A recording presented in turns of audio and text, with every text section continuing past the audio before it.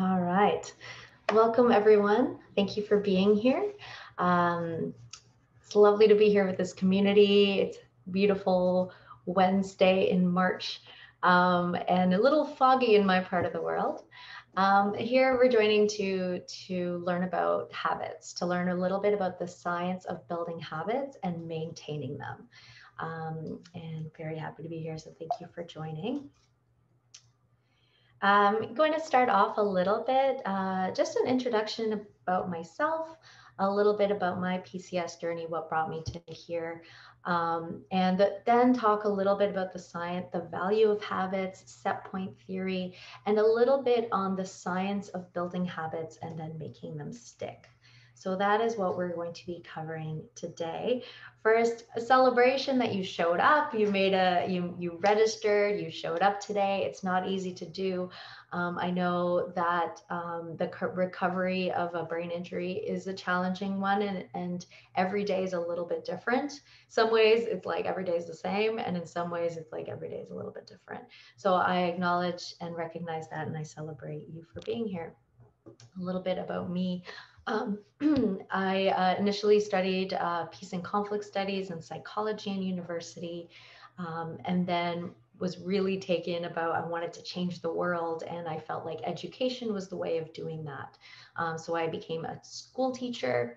But the whole time I was really interested in the psychology. I had studied some in university, and I really was interested in the science of well-being. I wanted to support the whole child, not just like the academics.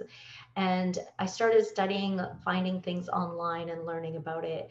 And that really took me, once I started learning more about the science of human flourishing and well-being, it really connected me to wanting to do this for everyone. So I became trained in applied positive psychology and coaching, and I just changed careers. I was living overseas and I came back to Toronto ready to start a new life and a new career and everything like, woohoo, life has been hard for 10 years.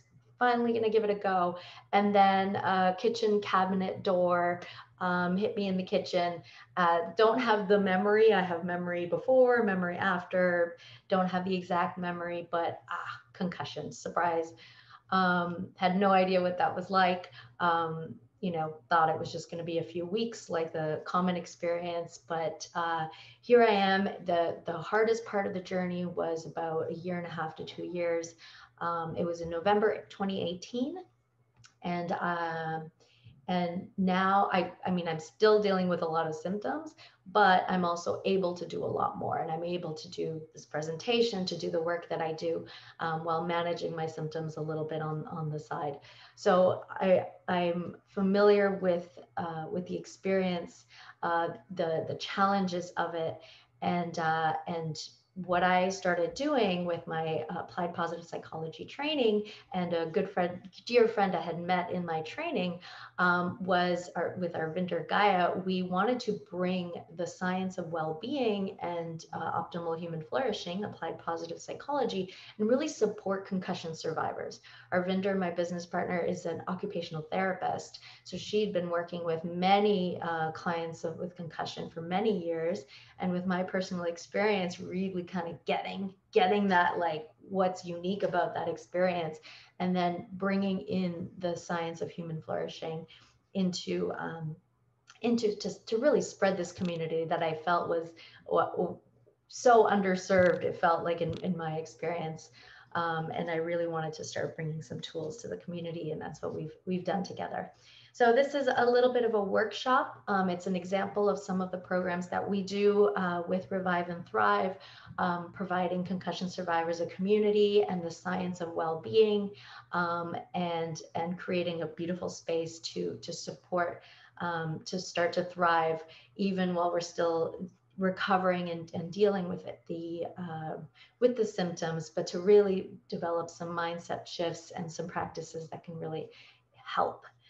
So this is again from the field of applied positive psychology, the field of human flourishing and well-being science.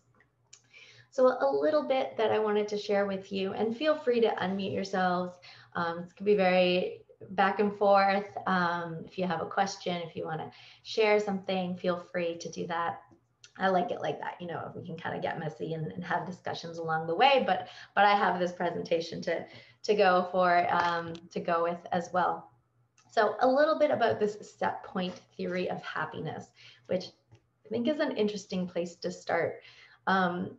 Research in this field shows that we as humans, we tend to have a bit of a set point on our happiness levels. It seems to be a mix of some of it is related to genetics, and some of it is related to our life, like, you know, life circumstances. But we have a bit of a, let me go back here. We have a bit of a set point. So what that means, if we look at this little squiggly line, is, you know, life, okay, this is a bit of our set point here. And then, ooh, like some amazing, cool thing happens. We start a new relationship or a new job or win the lottery, what that might be. And then we go up for a little while in happiness. And then we kind of just tend to coast back down to our set point. And then a difficult life circumstance happens and it brings us down. But then we do tend to come back up to this kind of middle line here. That's our set point. That is based on some of those things we mentioned, including part of it is our genes. And what researchers have found is that the things that actually increase our set point, if we want to say our set point is down here, and then we want to establish this new set point up here, that is when we bring in intentional activities. And intentional activities, we can actually, one way of describing that is like these good habits that we want to build, the habits and the activities that build happiness.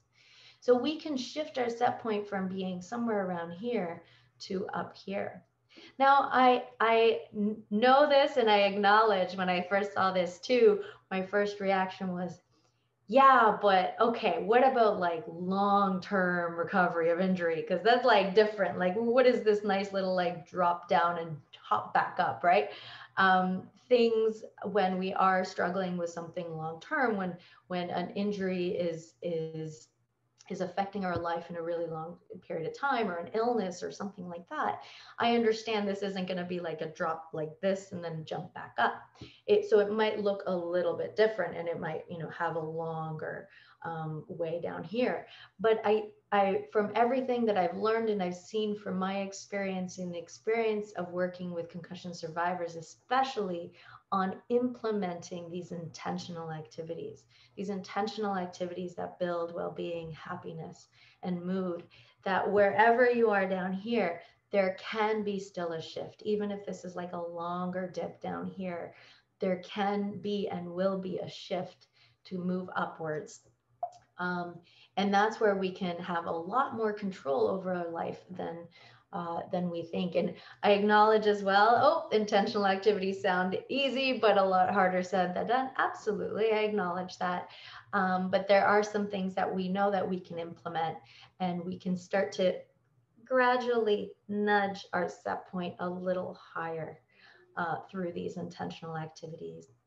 And part of when we talk about habits is, okay, you know, maybe we've learned about some of these intentional activities or good habits I should be doing that can, you know, gradually boost my mood and well-being. And let's look at some of what these might be. So for example, we know that, and research has shown that enjoying and nurturing relationships has an impact on increasing happiness, expressing gratitude, being kind and helpful, even in those like little ways, using your strengths, practicing optimism, savoring life's pleasures, regular physical activity, and committed to goals and ambitions.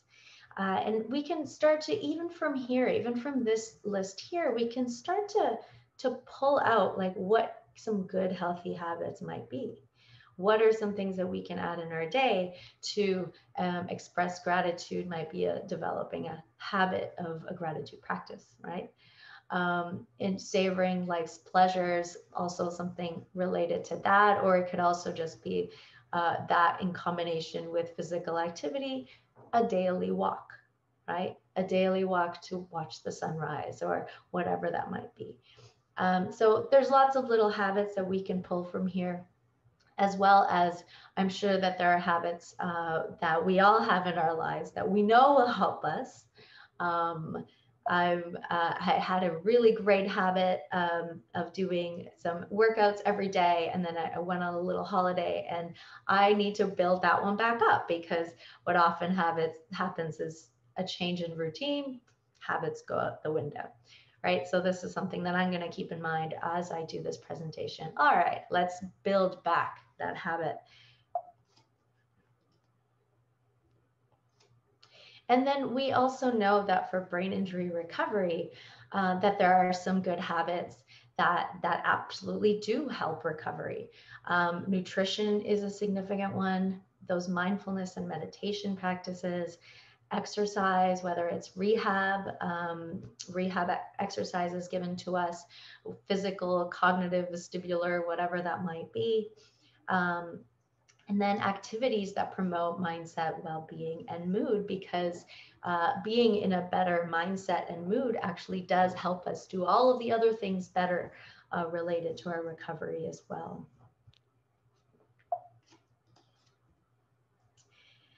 So before I do that, just a quick pause here. Any questions, comments, thoughts?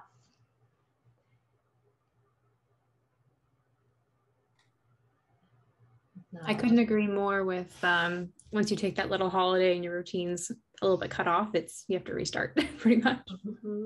Yeah. Yeah. All right. So what are habits? So habits are regular repeated behavior. And they're things that we do almost automatically. They're things that we don't need to necessarily decide. We just kind of start doing. Many habits in our day are unintentional. They're not deliberate. So what's interesting is that researchers have found that over 40% of our actions that we take in a day are governed by our habits. So we weren't necessarily like, okay, I'm going to make a habit of brushing my teeth and then flossing or whatever that might be. Those were just sort of created by repetition, by these little cues and rewards that were there without us even noticing. But it's interesting to know that this is just part of how our days work. The order in which we do things are the route we take to go places, whatever that might be, are already habits that we've formed, but we may have not been intentional. Where do habits come from? So our brain has a way to chunk information. It wants to save energy. It doesn't want to it already makes 100,000 decisions in a day. And many of you might resonate with that. It's like, I feel every single one of those decisions, right? There are so many decisions being made in a day, but our brain loves efficiency and it likes to chunk information. So instead of having to decide every time to do things, it kind of creates like a little loop, this, then this, then this. So that when it sees a certain thing, when it sees your face in the bathroom, it knows, reach toothbrush, reach toothpaste, do the thing. We're not actually making a decision. It's just on that loop, right? So our brain just loves to chunk information, and it goes through many, many loops in a day. And repetition is what leads to that automation, and it's done in the basal ganglia part of the brain. And what that does is it frees up brain power for other things. So you don't have to make a decision about how, every little step. It actually allows you to be thinking of other things while you're doing things.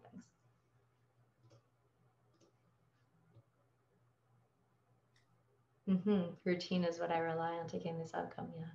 Thanks, Barry. So I know, and routine is something like it is such an important part of, especially in like brain injury recovery, right? It's just so we're not making all these decisions. So things are just done in a certain way. So this is to support in that creation of these routines and these habits, so we don't actually need to be constantly deciding to do them or thinking about them.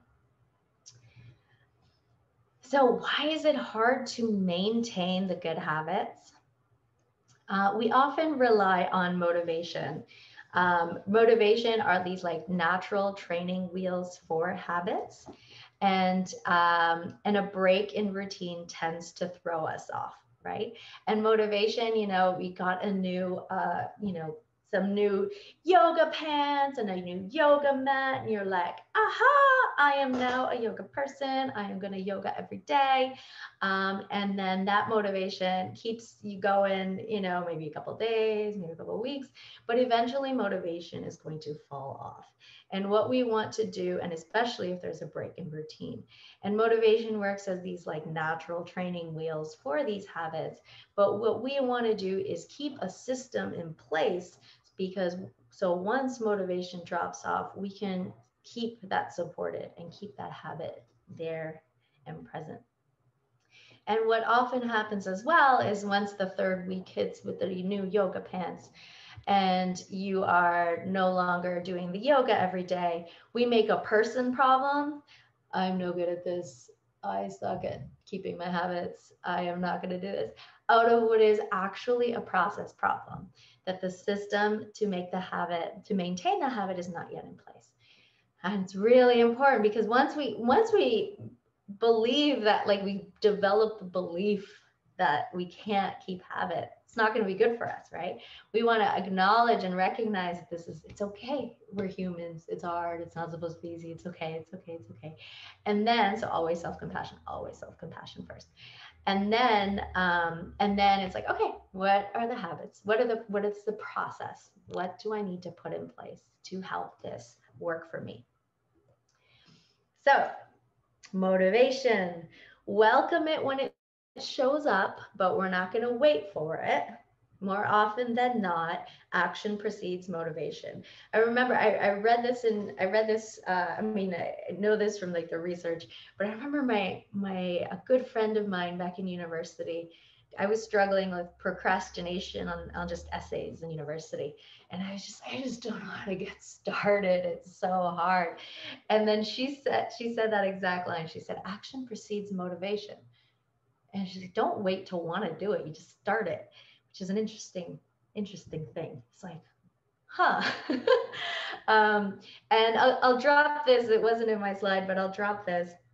Um, that I can't remember which researcher, but he talks about, it's the 7-minute rule. So if there's something you need to do, and you just don't want to do it, and this is either for yourself or for someone you love, like your student or child or whatever that might be, and you don't want to do it, and you're like, all right, it's okay. I'm just going to do it for 7 minutes. Now, 7 minutes doesn't feel like a very long time. It's kind of like, oh, like I can do it for 7 minutes. Like for some reason, 12 minutes feels like a lot longer. But like seven, all right, I can do it for 7 minutes. And then you trust that, you know what, if you don't want to do it for after 7 minutes, you want to stop, you can stop. Well, most of the time, once we've been into an activity for 7 minutes, we're into it. We want to keep going.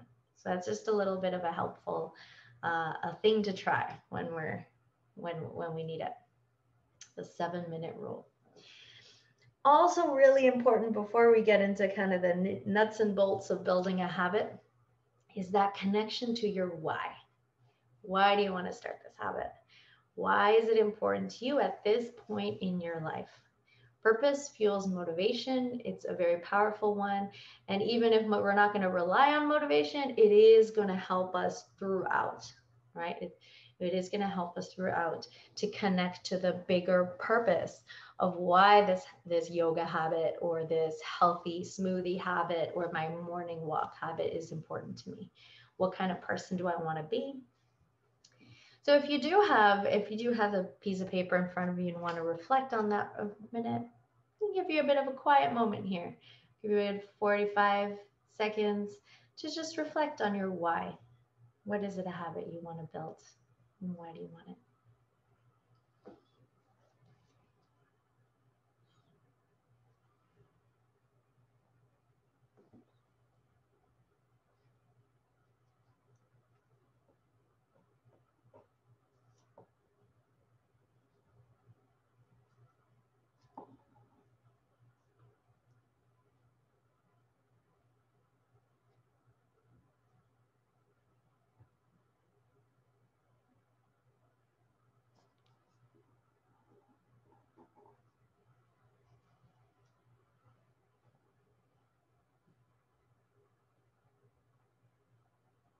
10 more seconds, and then we'll get back to it.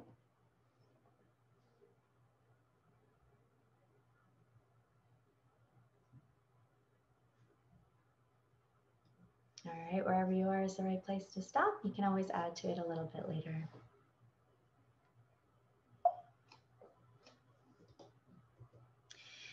So a lot of what I'll be presenting today comes from these two books, The Power of Habit by Charles Duhigg and Atomic Habits by James Clear. So each of these books have a lot of research in them based on studies and kind of integrated it into the content of this presentation. So they are of interest to you. Both really good. Atomic Habits is a fun read, definitely. So a little bit about the habit loop. So we've got the cue, we've got the routine, and we got the reward. Cue, routine, and reward. This is the habit loop. The reward reinforces the positive outcome of the cue and the routine. It tells your brain that it makes you want to do it again. There needs to be a reward for this to happen, whether it's like doesn't need to be a treat. It could be like the feeling of it feels so good, right? You came home, oh, I feel so great. I got to tell about my morning walk, whatever that is, like that's a reward.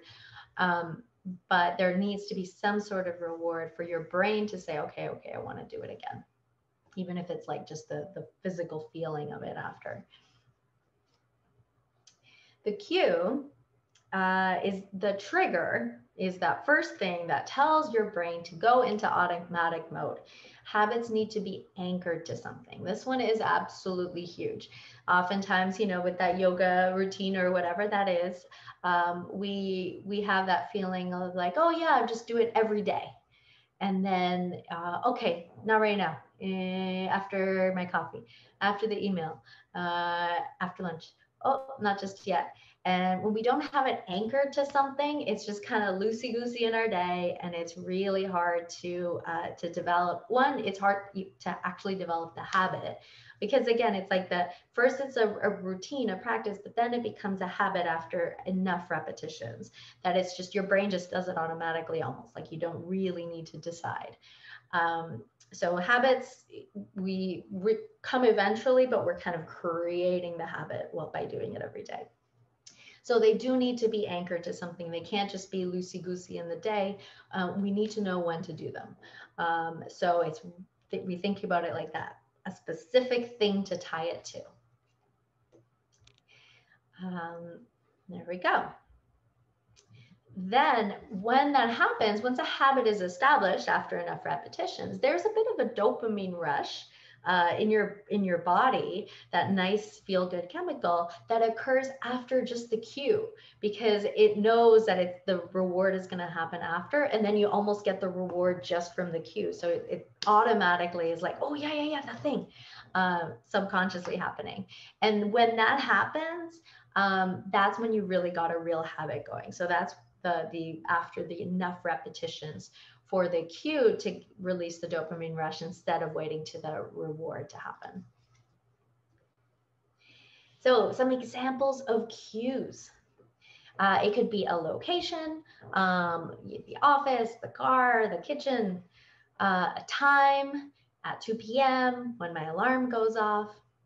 It could be the actions of others when my partner leaves dishes in the sink, when my partner comes home, when my child comes home. It could be another routine after I brush my teeth, right? So brushing my teeth could be the cue. So many different things, but it's a specific trigger that tells you, oh, it's time to do the thing. So, this is an invitation for you, if you have a piece of paper, to consider what are some potential cues that you can attach to a new habit. So little examples like these, but really can be just anything that's consistently a part of your day. Thinking about what are some potential cues that you can attach to a new habit.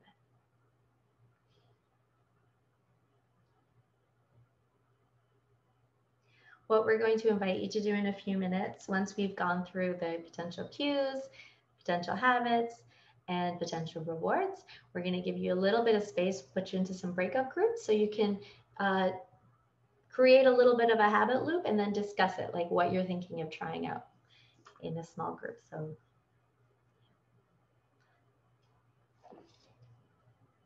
about 1 more minute.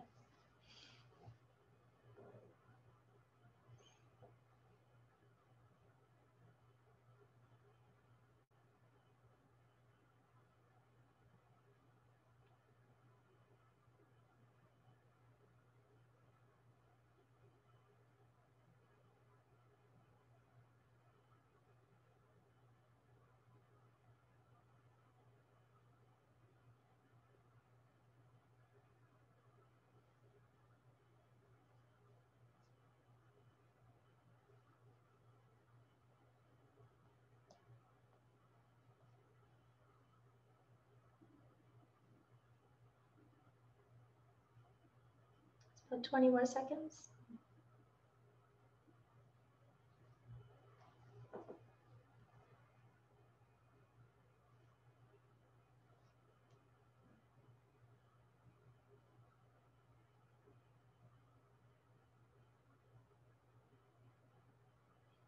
And wherever you are is the right place to stop.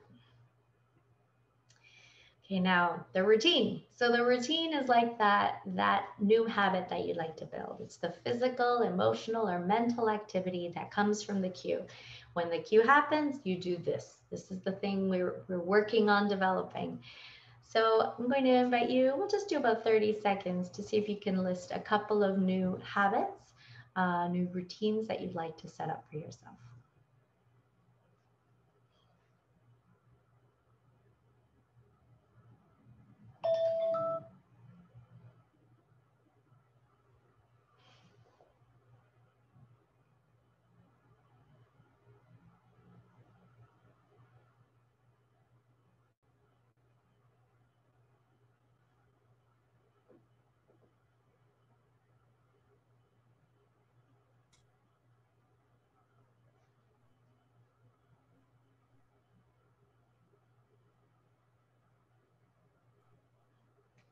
All right.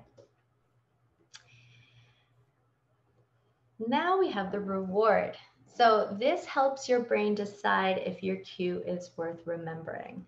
It's something that you want.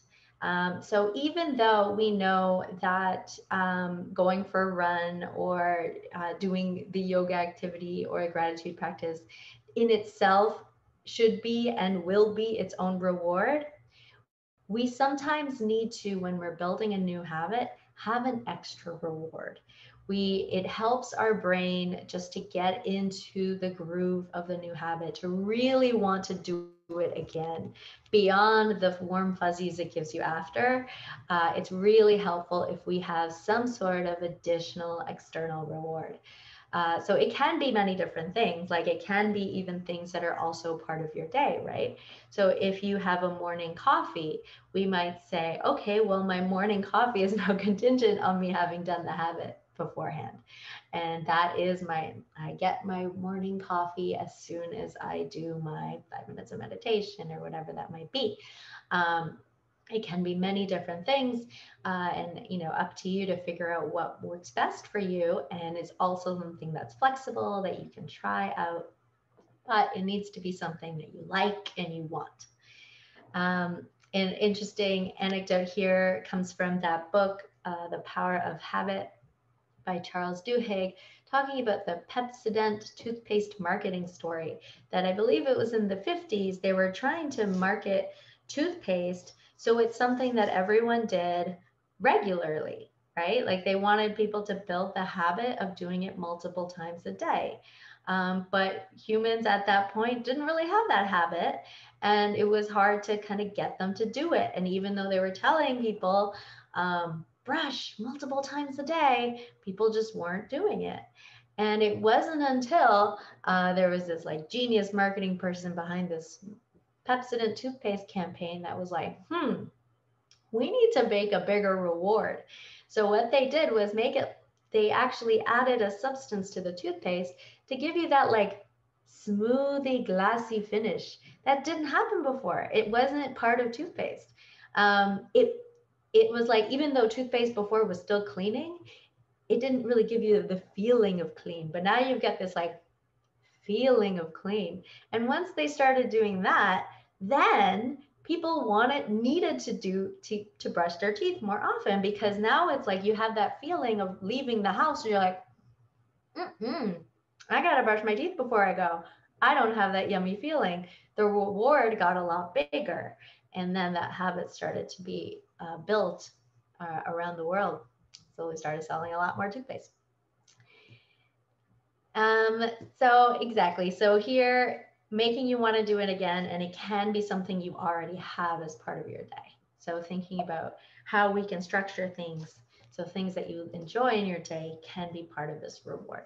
So examples, your morning coffee, even like your breakfast, checking the highlights of the Raptors game, 5 minutes on Instagram, tying it into some habits or routines you already have, checking your email, a piece of your favorite chocolate, marking a big X on your calendar. These are little things we'll talk about as well. These are extra things that support your habit, because our brain just loves doing things like checking things off. It releases a little bit of dopamine when we do things like that. So when we add more of that, it helps. So now we have creating your habit loop. So we have potentially a list of cues. We have a list of those habits that you want to build. And we have a list of rewards. And start playing around with those 3 items, looking at potential combinations that might work for you, playing around with it, and open to adjusting it through like conversation or through actual practice. So we'll have that cue, a routine, and a reward. So now I will invite you. We'll do about 20 seconds of just kind of brainstorming first, which is while the groups are being set up, and then we'll put you into breakout groups so you can have a little chit chat with your partners about what you might create as your habit loop.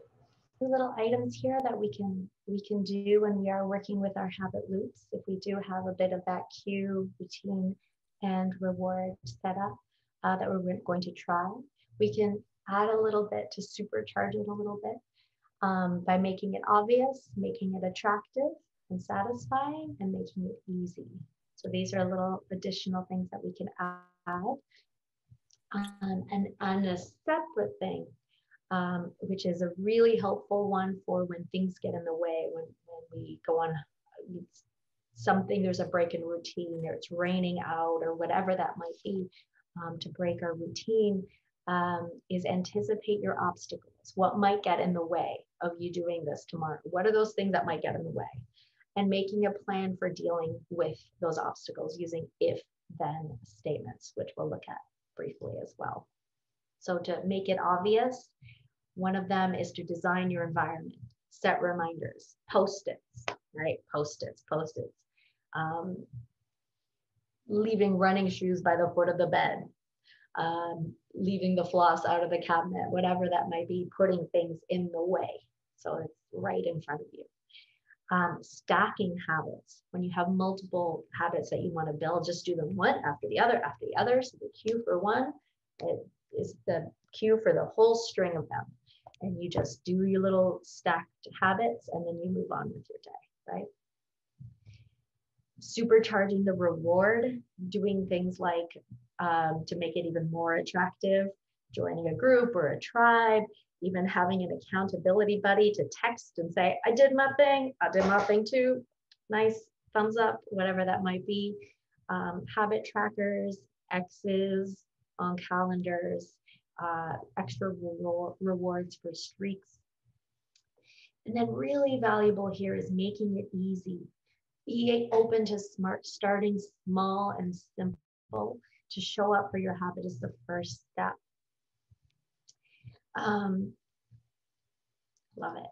2-minute rule. Again, it's also like the 7-minute rule, but it's just the 2-minute rule of doing it for 2 minutes. Of just doing 2 minutes of the yoga, of the habit is built from the repetition more than the length of each time. And then 3-ingredient smoothie. It doesn't have to be a 12-ingredient smoothie if we're working on a healthy smoothie. It can just be 3, and then we can add more as we develop the habit. And then Making yourself accountable. You can write yourself a contract. You can announce it on Facebook or to your friends, whatever that might be. But those little things boost. And then that idea of pitfall planning. This is a really big one. And I encourage you with the habits you've looked at to take a few minutes.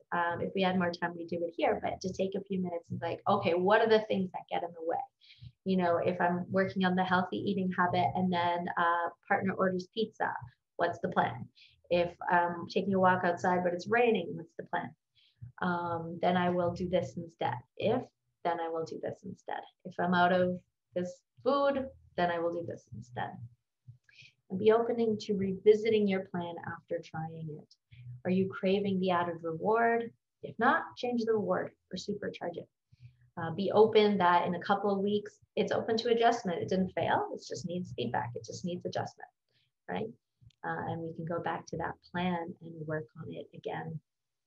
So in summary, these intentional activities can have a huge impact on our well-being, and creating a system using the habit loop to help you to anchor these habits and to build into what you want to have here. A reminder, so what we do with Arvinder and I with Revive and Thrive, we have this Learn to Thrive with Post-Concussion Syndrome, a 9-week well-being workshop series and community where this habits lesson is one of the topics that we cover, as well as we're working to build even more concussion-related communities and programming.